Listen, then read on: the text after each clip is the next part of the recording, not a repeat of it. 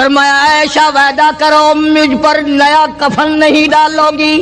عائشہ یہ کپڑا جو تو نے کفن کے لیے منگایا مدینے کی کسی بیوہ کو دے دینا, سر پہ ڈال کے پردہ کر لے گی. عائشہ کسی یتیم کو دے دینا, وہ اپنا کرتا بنا لے گا, وہ غریب اپنا ننگ ڈھک لے گا. مجھے نئے کفن کی کوئی ضرورت نہیں. اللہ کے یہاں کفن نہیں دیکھے جاتے, اس کے یہاں تو اعمال دیکھے جاتے ہیں. کو لکھ بھیجا ابو بکر کے یہاں اس سے کم آٹے میں گزارا ہو سکتا ہے, اتنا آٹا کم کر دیا جائے.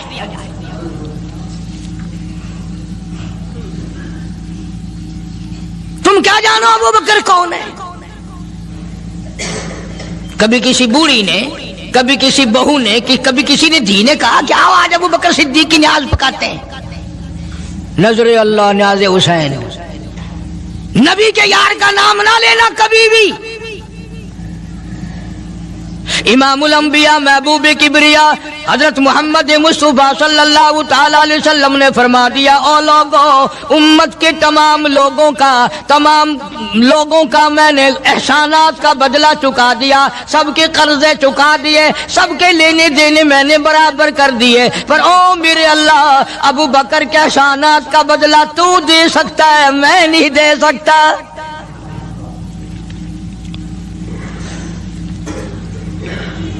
سارا گھرانہ بڑا عجیب ہے, گھر کا گھر بڑا عجیب ہے.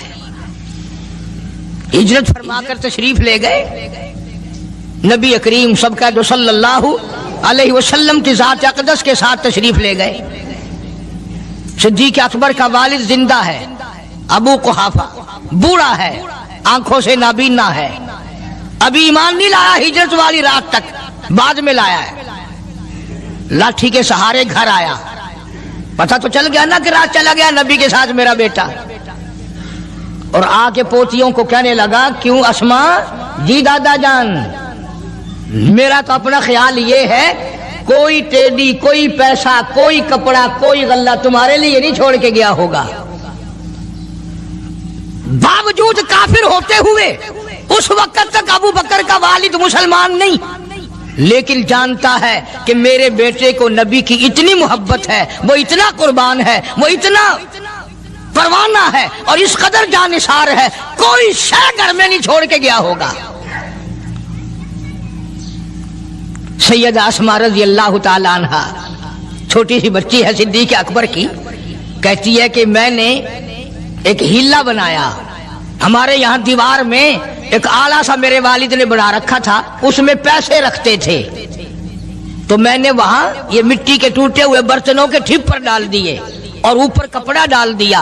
اور میں نے اپنے دادا سے کہا, نہیں دادا جان, اب کے تو ابا جی نے حد کر دی, بہت سارا مال ہمارے لیے چھوڑ کے گئے ہیں. انہوں نے کہا بیٹی میرا یقین نہیں پڑتا, وہ نبی کے بغیر ایک پیسہ تو کیا وہ اپنی جان پیچھے رکھنے کو تیار نہیں. انہوں نے کہا نہیں دادا ذرا آؤ تو صحیح. کہتی ہیں کہ میں نے اپنے دادا کا یوں ہاتھ پکڑ کے, دکھتا تو تھا نہیں, اس کپڑے کے اوپر پھیر دیا کہ دیکھیے یہ آلہ ہے نا, یہ تاک ڈالا کہ سب بھرا پڑا ہے. یہ کہنے لگا اچھا بہت اچھا کیا, تمہارا گزارا ہو جائے گا. مجھے بڑا فکر تھا, مجھے بہت پریشانی تھی, اب میں بے فکرہ ہو گیا کہ تمہارے لیے تمہارا ابا کھانے پینے کے لیے تو چھوڑ گیا. سیدہ اسماء کہتی ہیں حالانکہ جس وقت میں نے یہ کارروائی کر کے دکھائی ہم 2 دن کے بھوکے تھے.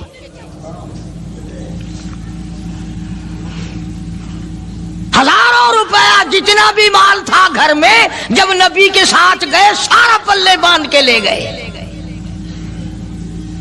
نہ جانے کہاں کام آئے گا.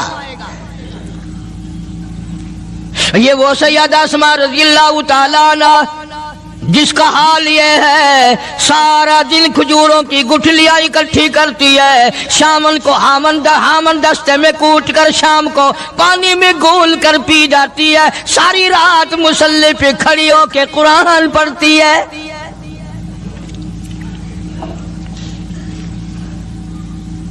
عجیب قسم کا گھرانہ ہے صدیق اکبر رضی اللہ تعالیٰ عنہ کا.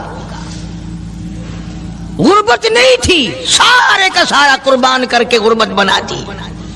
نہیں دیکھا آل کو, نہیں دیکھا مال کو, نہیں دیکھا اپنی جان کو, سب کچھ قربان کر دیا.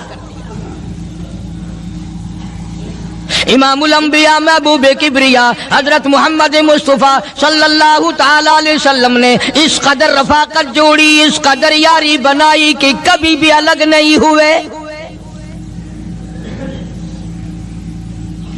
آج تم قرآن پڑھتے ہو، قاری حنیف قرآن پڑھتا ہے، کیا اثر ہوگا کسی پہ؟ جناب ابو بکر صدیق رضی اللہ تعالیٰ عنہ مکہ مکرمہ میں نماز کی نیت باندھ کر قرآن کریم کی تلاوت کرتے ہیں۔ علماء نے لکھا ہے کہ پہاڑ بھی ہلنے لگ جاتے تھے،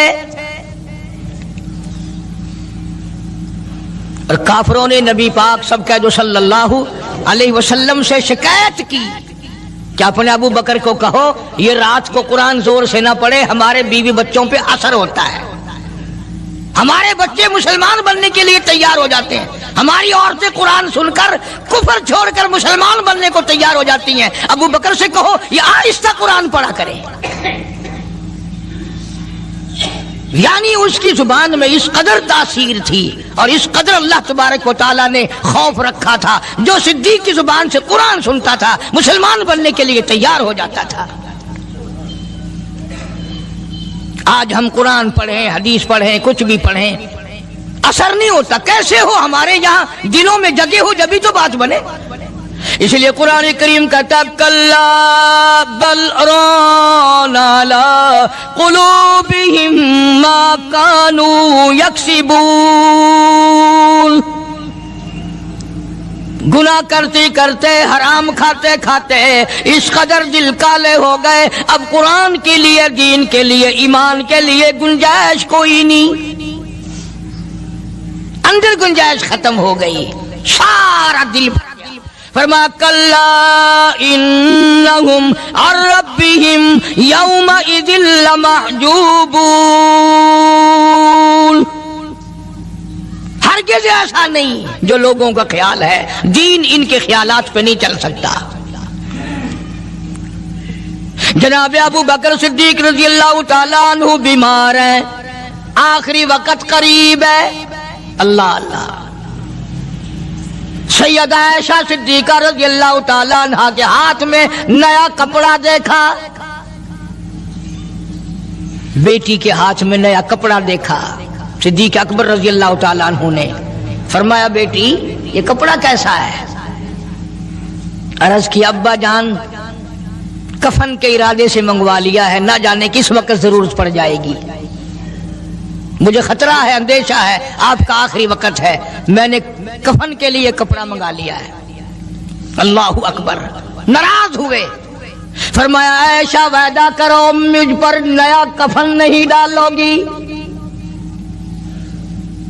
عائشہ یہ کپڑا جو تو نے کفن کے لیے منگایا مدینے کی کسی بیوہ کو دے دینا، سر پہ ڈال کے پردہ کر لے گی۔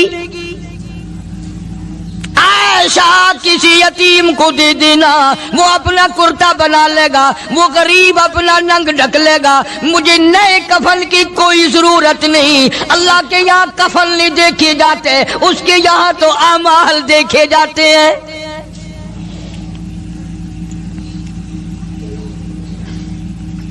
حضرت عائشہ رضی اللہ تعالیٰ عنہ نے اصرار کر دیا، ابا اجازت دے دو، اب تو میں نے منگا لیا ہے، اب تو میں نے منگا لیا ہے، دنیا کیا کہے گی؟ وقت کا حکمراں، وقت کا بادشاہ، نبی کا جانشین کو کفن بھی نہیں ملا۔ پھر دوسرا رخ اختیار کیا ہے صدیق اکبر سب کہہ دو رضی اللہ تعالیٰ عنہ۔ فرمایا عائشہ او میری بیٹی، نبی کریم صلی اللہ تعالی علیہ وسلم کا آخری وقت تیری گود میں آیا، تیرے سامنے آیا، تو نے آقا مدنی صلی اللہ علیہ وسلم کا آخری وقت دیکھا۔ حضرت عائشہ رونے لگی، ہاں میں نے دیکھا، سب کچھ مجھے معلوم ہے، پر عائشہ شہنشاہ کائنات کا کفن بتا۔ اس مدنی کریم صلی اللہ علیہ وسلم کا، دو جہان کے بادشاہ کا، یتیموں کے وارث کا، بیواؤں کے سہارے کا، دو جہان کے سردار، دو جہان کی رحمت حضرت محمد کریم صلی اللہ علیہ وسلم کا کفن بتا۔ حضرت عائشہ رونے لگی، عرض کی ابا جان جن کپڑوں میں سرکار اس دنیا سے تشریف لے گئے ان کپڑوں میں 12 پیوند تھے، 12 ٹاکیاں تھی۔ فرمایا عائشہ پھر تیرا کیا خیال ہے، میرا محبوب ٹاکیوں میں گیا ہو میں نئے پہن کے جاؤں؟ جن کپڑوں میں میری وفات ہو یہی میرے کفن میں استعمال کرنا، یہی کپڑے مجھے کفن میں دے دینا جو میرے جسم پہ ہیں، اس لیے کہ جب میں اپنے آقا سے ملوں گا تو شرمندگی نہ ہو۔ اور آج ذہن یہ ہے کہ میت کے کپڑے کو ہاتھ بھی نہ لگانا، پہننا تو درکنار، ہاتھ لگانے کو تیار نہیں، گھر میں رکھنے کو تیار نہیں، یوں لکڑی سے اٹھا کر پرے پرے پھینکتے ہیں، آگ لگاتے ہیں، نہلانے والے کو دے دیتے ہیں، وہ بھی نہیں پہنتا، یوں ہی گلیوں میں نالیوں میں پھینک جاتا ہے۔ نہ تیرا باپ مرا، جب تجھے نفرت ہے کپڑوں سے، مردہ نوانے والے کا وہ ماما لگتا ہے، وہ کیوں پہنے؟ عرض کرنے کا مقصد یہ کہ ان حضرات کی زندگی تو دیکھو، اور وفات شریف سے پہلے 2.5 برس جو وظیفہ لیا، جو تنخواہ لی سرکاری خزانے سے، خیبر کی زمین بیچ کر صدیق اکبر رضی اللہ تعالیٰ عنہ نے 2.5 برس کی تنخواہ کا حساب کر کے وہ ساری تنخواہ جو لی تھی بیت المال میں واپس داخل کر کے پھر دنیا سے رخصت ہوئے۔ جو تنخواہ لی تھی 2-2.5 سال میں وہ ساری کی ساری واپس کر دی جناب ابو بکر صدیق رضی اللہ تعالیٰ عنہ نے، کہ میں مسلمانوں کا پیسہ کھا کے نہیں مرنا چاہتا، چاہے تنخواہ کے طور پر تھا، کل قیامت میں میرے لیے رکاوٹ نہ بن جائے۔ آج مجھے اور آپ کو تو یہ تلاش بھی نہیں کہ اپنا حلال کے پیسوں سے کفن تو بنا کے رکھ لیں۔ ایئر کنڈیشن کا ہر وقت ذکر ہے، گھر میں ہونا چاہیے، فریج ہونا چاہیے، پنکھے ہونے چاہیے، یہ ہونا چاہیے، کار ہونی چاہیے، موٹر ہونی چاہیے، یہ ہونا چاہیے، اور کبھی گھر میں یہ ذکر بھی ہوا کہ حلال کا کفن بھی ہونا چاہیے۔ وہ کدھر سے آئے گا؟ اس کے لیے کون انتظام کرے گا؟ کون ہم نے گھر میں پیدا کر رکھا ہے جو اس وقت یہ بات دیکھ کر کفن لائے گا؟ اس لیے قرآن کریم نے اعلان کر دیا، لوگوں اپنا سب کچھ پاک صاف بن کے دنیا سے جاؤ، اپنا بدن بھی پاک ہو، عمل بھی پاک ہو، پیٹ بھی پاک ہو، کفن بھی پاک ہو۔ ان ساری میں وہ بات کرتا ہوں جس سے نہ دیوبندی بچے، نہ بریلوی بچے، نہ شیعہ بچے، نہ سنی بچے۔ موت کا جھٹکا تو سب کو لگنا ہے نا، اور ایسا لگتا ہے لاکھوں برس تک منہ کڑوا رہتا ہے۔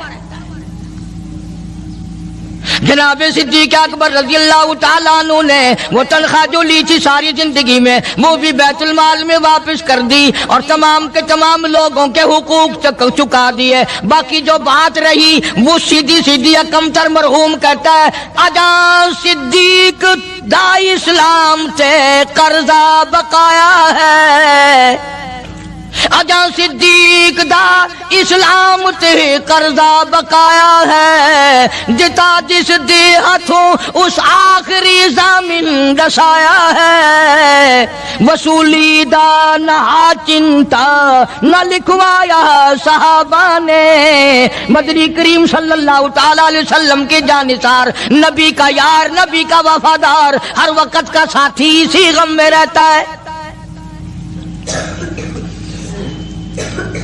اور وصیت کی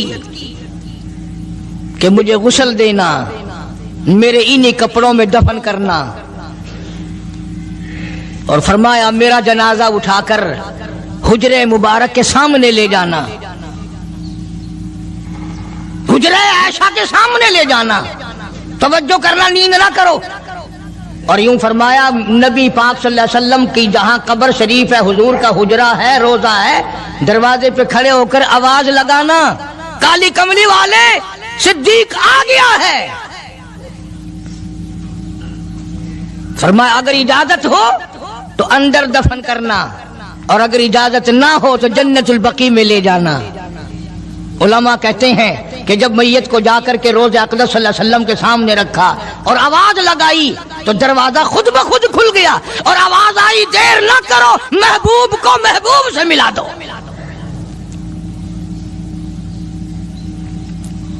کیا شان ہے ان لوگوں کی, کیا عظمت ہے ان لوگوں کی. ساری زندگی اس محبت میں, عظمت میں, اکرام میں گزاری جو اس کائنات میں کوئی اس قدر اکرام کر نہیں سکتا. مدینہ پاک میں ایک وقت ایسا بھی آیا کہ دشمنوں نے مدینے کے گورنر کو گانٹھ لیا, اس کو رشوت دی, پیسے دیے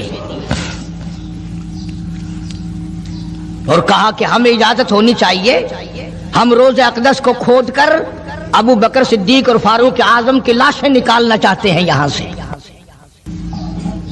چنانچہ حاکم وقت نے پیسے کھا کر اجازت دے دی. شمس الدین سراج ایک بزرگ ہے جو اس وقت مدینہ پاک یعنی روضے کے متولی ہیں, مسجد نبوی کے متولی ہیں, گنبد خضرا صلی اللہ علیہ وسلم کے محافظ اور نگہبان ہیں. وہ فرماتے ہیں کہ رات آدھی جب گزری تو کنڈی کھٹکی مسجد کی, میں نے کنڈی کھول دی تو مجھے حکم ملا کہ تم خاموش رہو, اگر آواز نکالو گے سر اتار دیا جائے گا.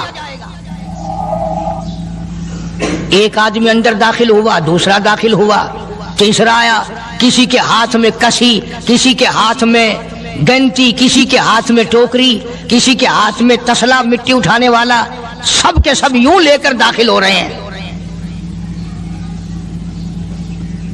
اور مجھے یہ کہا گیا کہ یہ جو کچھ کرتے ہیں روکنا نہیں, کسی کو بتانا نہیں.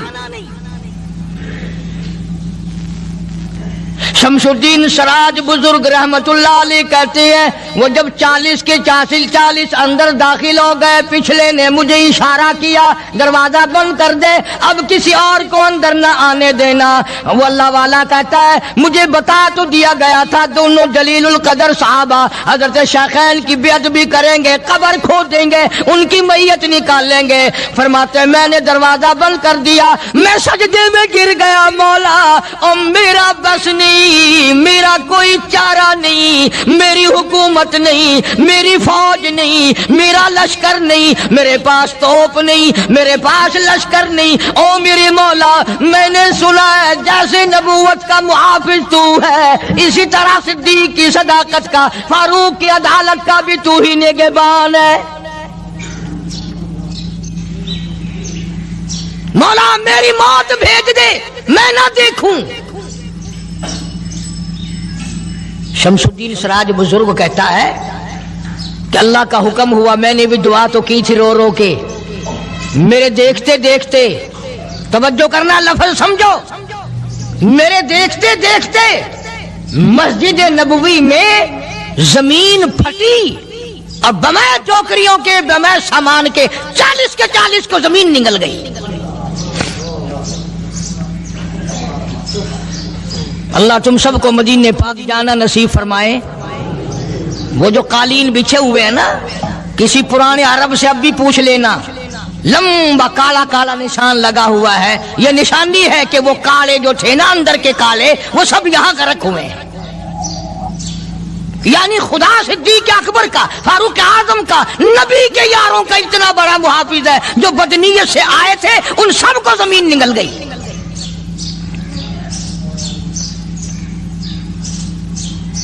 ایک اللہ والا کہتا ہے کہ میں نے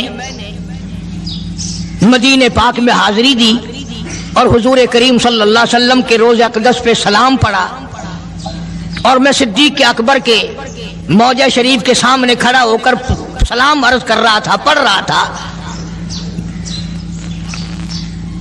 میں جب واپس ہٹنے لگا تو ایک آدمی مجھے کہنے لگا آپ کہاں سے آئے ہیں؟